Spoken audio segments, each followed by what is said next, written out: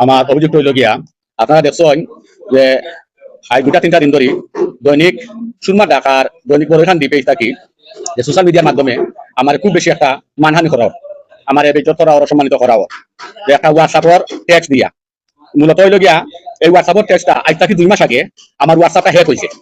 আমার হোয়াটসঅ্যাপটা হ্যাক হওয়ার কারণে এই হ্যাকারে আমার পারিবারিক ভাবে বহুত মানুষের কাছে টাকা চাইছে, অনেক মেয়ের গেছে, অনেক মহিলা গেছে কুপ্রস্তাব করছে এবং অসামাজিক কার্যকলাপ করছে, মাথাগুলা করছে। এরপর যে আমার ভাই গেছে যখন টাকা চাইছে, আমার ভাইয়ে যখন কথা হাঁটাহাঁটি করছে যে তোর টাকা দরকার হইলে আমার বাসা তো নিয়ে নিতে বা আমার কল দিতে, তখন আমার কল দেওয়া বাদে আমি কইছি যে ভাই আমার তো হোয়াটসঅ্যাপ হ্যাক। এর মতো অবস্থা কাজ করি আবার ফোন আছে আমার ওয়াইফের গেছে যে তাই না আপনার ডাকাত ফোন যাও দেখবে আমার টাকা চাই, কেউ টাকা চাই কারণ কি আমার ইমার্জেন্সি টাকা দরকার দিকা করছে, বেশি ইমার্জেন্সি হয় আমি বাইক ফাটাইটা। ও আমি নগদ আমি মোবাইল দিছি আমার ওয়াইফের আপনি নেওয়া কইছি যে ভাই আমার তো হোয়াটসঅ্যাপ দিকা হ্যাক হয়ে গেছে, যে বিভিন্ন মানুষের নম্বর দিয়া টাকা চালাবো। লাস্ট মুহূর্তে ভাই এখন দেখলাম যে আমার মানে হোয়াটসঅ্যাপ আমি লগ ইন করতে পারলাম না। যাই হোক তাই দেখা তুমি আইসুন আওয়া বাদে খুব আমি আসলে আমি যদিও সিলেটি একজন নাটক অভিনয় শিল্পী, আমি ফেসবুক সম্পর্কে বা অনলাইন সম্পর্কে আমি তেমন আমার অভিজ্ঞতা নাই, যার কারণে অনেক সময় আমার ফেসবুক হ্যাক হয়, আমার মেসেঞ্জার হ্যাক হয়, আমার টিকটক হ্যাক হয়ে যায়, আমার জিমেল হ্যাক হয়ে যায়। তাই দেখা তো নেওয়া বাদে যাই হোক আমার হোয়াটসঅ্যাপ আমি ফিরিয়ে পাইছি, শুকরিয়া আলহামদুলিল্লাহ।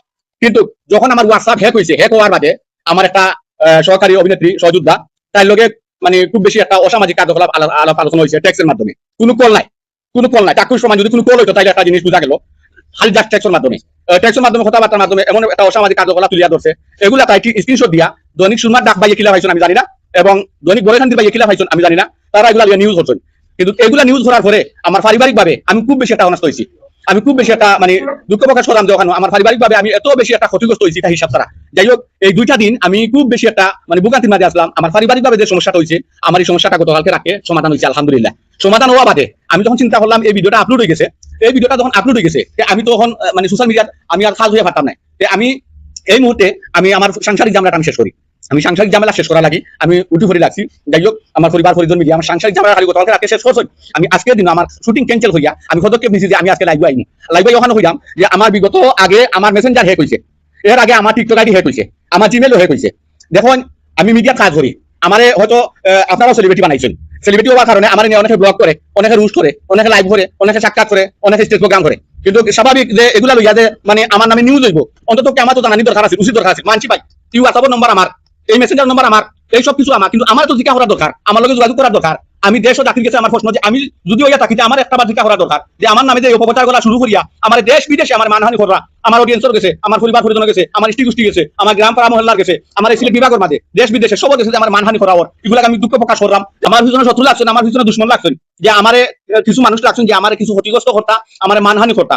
কিন্তু আপনারা কইলাম যে আমার হ্যাক করিয়া, আমার আইডি হ্যাক করিয়া, আমার হোয়াটসঅ্যাপ হ্যাক করিয়া, আমার ইমো হ্যাক করিয়া এগুলা কার্যকলাপ চলানি হয়। কিন্তু আমি আপনারা কিছু একটা জিনিস দেখাই, আমারে আমার আইডি আইয়া ফেক আইডি দিয়া আমার বিভিন্ন ধরনের গালাগালি করা হয়েছে। এই বিভিন্ন ধরনের গালাগালি করা ওই একটা চাকরি সাক্ষী আপনারা দেখো আমার গালাগালি করা হয়েছে ফেক আইডি দিয়া, এবং আমার হুমকি দেওয়া হয়েছে যে আর বেশি দিন আইডি চালাইতে পারতে নাই।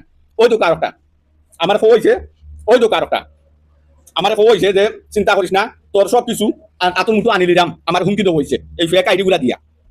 না কোনো চিঠি করছি না ভাই, কারণ আমি কিছু চুকাইয়া ভাইয়ার না, একটা মানুষ পাইছি না পাশে পরামর্শ দিবা লাগে, যদিও মিডিয়া কাজ হয় একটা মানুষ পাইছি না আমার সহযোগিতা করবা লাগে, ভালো পরামর্শ দিবা লাগে, যার নিজে নিজে বুকান্ত হয়েছি। কিন্তু আমার বন্ধুরে শুনানি বাদে তরিকতিতে টাকা নাই আমার হোয়াটসঅ্যাপটা ঘুরিয়ে দিছে, ওখানে লাগে তার অসংখ্য ধন্যবাদ। না আপনারা আমার খারাপ ভাববা না, আমি আপনারা ছিল তো নাটক অভিনয় শিল্পী পদ্ধতি চালিয়ে আছি, জেলা আসলাম ওলো আছি, আপনার কাছে অনুরোধ এবং দাবি আমার নম্বরটা দেশে বিদেশে বাইরে করা হয়েছে, এবং আমার দেশে বিদেশ থাকি অসংখ্য ছেলে মেয়ে আমার কল দিয়া আমার যা অবস্থা করা হিসাব ছাড়া, কিন্তু আমি দেশ জাতির কাছে আমি বিচার চাইলাম। সালাম আলাইকুম।